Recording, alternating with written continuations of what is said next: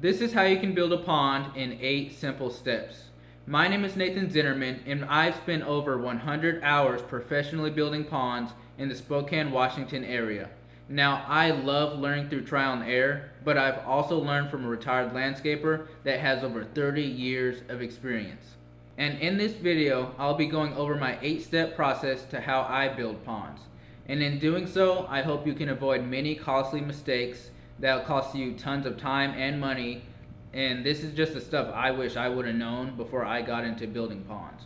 So I'm gonna just get straight into it, and I'm also gonna be reading off my binder. I printed it out, and I'll just be reading off of here so that I don't have to turn around and look at the screen. But yeah, let's get into it. How to build a pond, the complete 8-step guide. Before getting started, you will first need to figure out why you want a pond. Is it for fish? Is it for your garden? Or is it to create a serene and peaceful atmosphere to help elevate your yard? So I kind of want to go over that a little bit. This isn't the first step, but I wanted to put this in here because it's really important you figure out your main goal with having a pond. Because a lot of the time I'll find people that I think would be better fit for a pondless waterfall. If you haven't heard of those, it's where it's a waterfall where the water just goes into like rocks and then disappears into the rocks. And then it cycles back because it has like a water reservoir under the rocks. And this makes it really safe if you have kids or animals that could fall in. And you just really care about the sound of the water when you're outside in your yard. So it really is important because some people, they want to be more hands-on and they want fish, which is more work.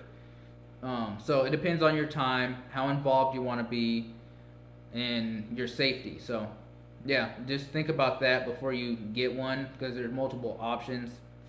Ponds, fountains, pondless waterfalls. Like there's a few options you have, so you don't have to waste your time dealing with something that you don't want to deal with. So yeah, think about that. Step 1, pick a location. Start by looking for a good spot for your pond. Make sure there is enough space and there is no pipes or wires nearby. If you are unsure, then call 811 or visit 811beforeyoudig.com.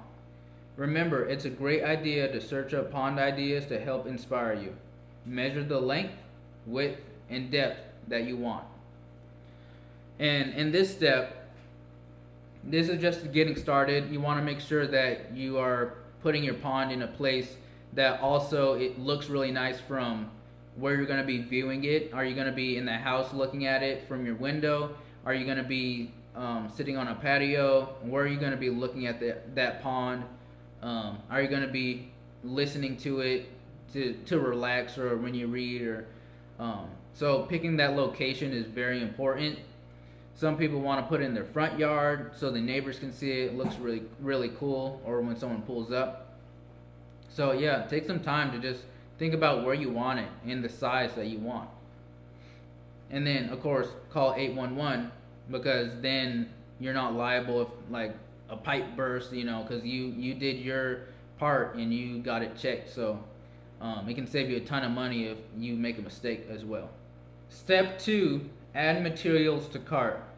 So you'll need the following: underlayment, which is like a weed barrier, that works too at least. Liner, rubber is going to be your best liner, EPDM. Your pump, your skimmer box, your spillway. Now, your skimmer box is where it's going to skim the water. Think of like a pool and all your debris goes into that, that hole on the side of the pool. That's just that skimmer box. So all that debris and where your filtering happens and where that pump's going to sit. And also your spillway. Spillway is going to be that top of the waterfall and where that water's being pumped and where it starts coming down onto the rocks. And it's the top of the waterfalls what the spillway is. Filter media. Filter media, again, is going in that skimmer box so that you're able to filter out a lot of bad bacteria, and so that beneficial bacteria that breaks down waste can start multiplying in that filter media. and it helps your pond be more clean, but also healthy in general. Tubing. So when I say tubing, I just mean like the pipes that are gonna connect your pump all the way to your spillway, so it can circulate and um, come from the skimmer box to the spillway, and have your so it runs. So you're gonna want, I say tubing because I kind of like the kind of rubberish tubing that can connect your stuff. But you can also use like different pipes and things like that. I just like stuff that can move easily and also that can like kind of snap onto something, or is stretchy so it can clamp onto it without having clamps or using that shrink tubing stuff. And it's so much nicer if you can find like a good elastic thing to connect your pump and spillway. And then it's also nice to have some type of wool. I always hate saying that word. I don't know, it's a weird word, but some type of wool or some type of biodegradable material. And this is for step 7, which I'll talk about a little later, but it's great for placing rocks onto, basically. Remember that you will need enough tubing to connect the pump to the spillway. The pump pulls water out, while the spillway is putting water in the pond. You can get additional items like a UV clarifier or biofilter to keep your pond crystal clear. Adding these items to your cart and looking at the prices helps you get a better idea of the total cost of your pond. And also the UV clarifier, that's going to be to kill bacteria. It's just a light that beams onto your onto a tube and where your water passes by, so it's killing a lot of that bacteria in that water as it passes through the light. But honestly, that's like really, like, if you really want to work on that algae growth and having a green pond, if you're trying to get rid of that, you can take that extra step. So after you see the cost of the main materials for your pond, the main components, then you can decide how much you want to put towards decorations, like rocks, gravel, plants, and so on. To find what size pump you need, just multiply the length, width, and height. Make sure you measure in feet and then multiply that by 7.48. The reason why you multiply by 7.48 is because there's 7.48 gallons in a cubic foot. So this gives you the total volume, how many gallons are in your pond, and this will tell you how many gallons you can hold. Your pump should be this number per hour. So basically, to explain that, if you go in the store and you see a pump that says like 500 gallons per hour, GPH, that means that should be what your pond is as well. That should be the total volume of your pond. So if my pond's 500 gallons, then I need a 500 gallons per hour pump. Now, people will argue with this and say you don't need that at all. You just do like every 2 hours it needs that. So you can do like a 250 gallon pump for a 500 gallon pond. But to be honest with you, I just go for the larger one to play it safe, because I've almost had to take back a pump and exchange one for every single customer I've done so far, because they got a pump trying to save some money and then it wasn't enough. So it's going to probably look better if you just go for the bigger pump. And you can adjust it down if you need to adjust it down. You can't adjust it up.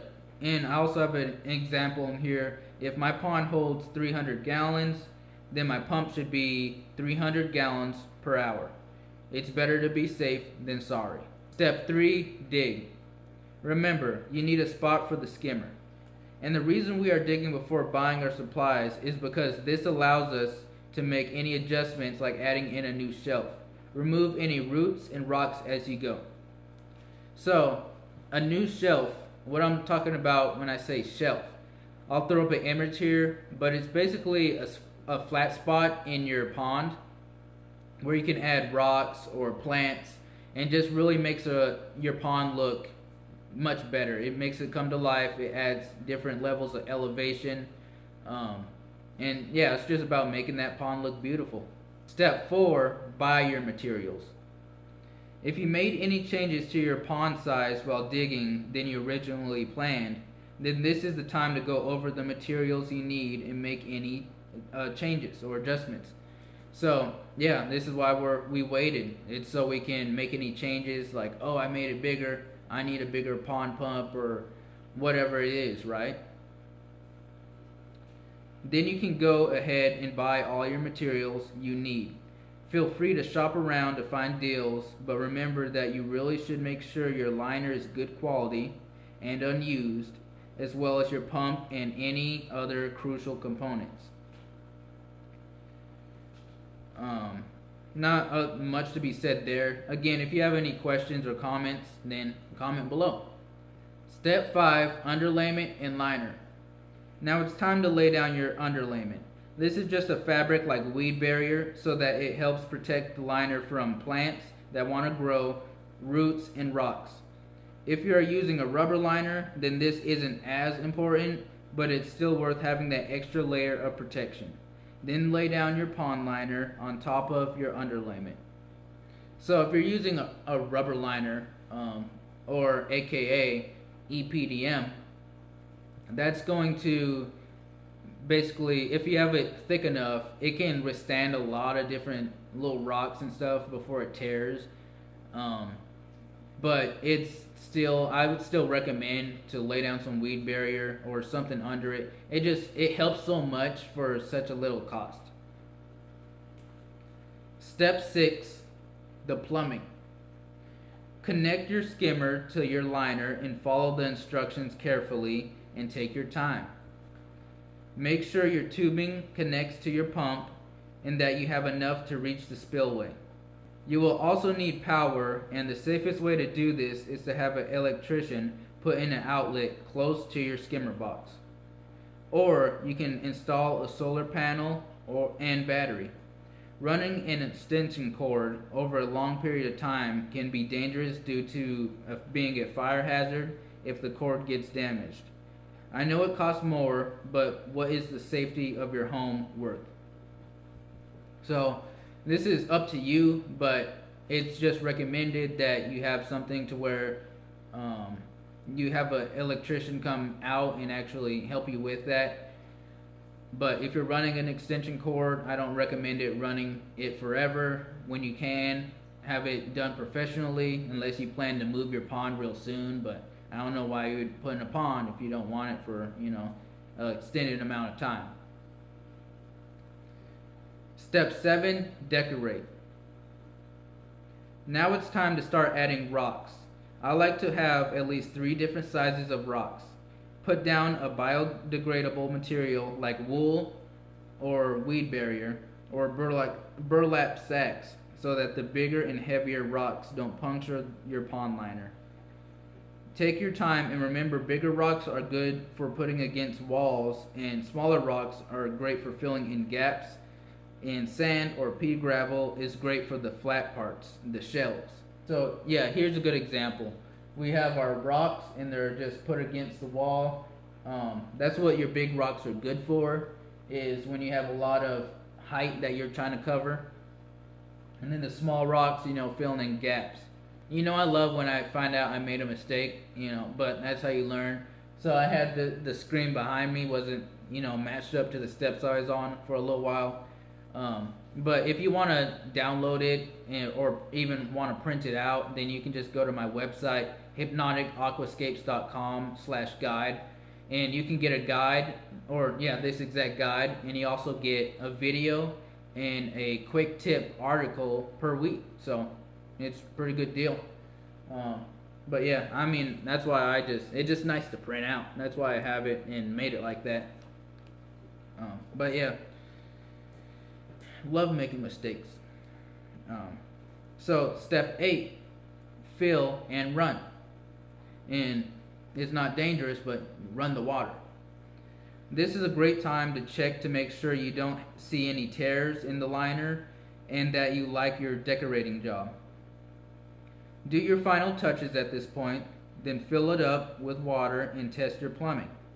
Make any fixes as needed. Let your pond run for a day or two before adding plants. We are just testing for any leaks, at this time. So yeah, we're just testing for leaks. We're making sure that our pond's not leaking before we add a bunch of stuff in it, like fish or plants, so because they can be actually they can die if they run out of water. So we probably want to test for leaks and making sure everything's running correctly and how we want it to.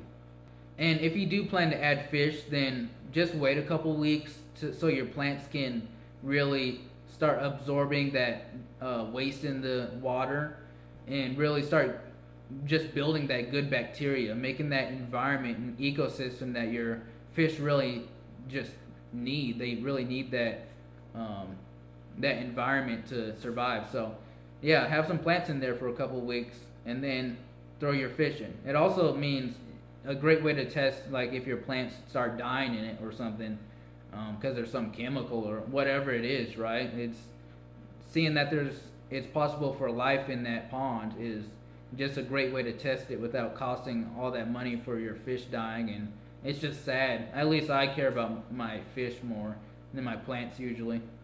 But yeah, that's the full document that you can print out, or just download and read through. And if you have any questions or comments, then make sure to contact me, which is at the bottom of the document, or you can also just comment below and I'll respond pretty quickly. But yeah, if you want it, hypnoticaquascapes.com/guide.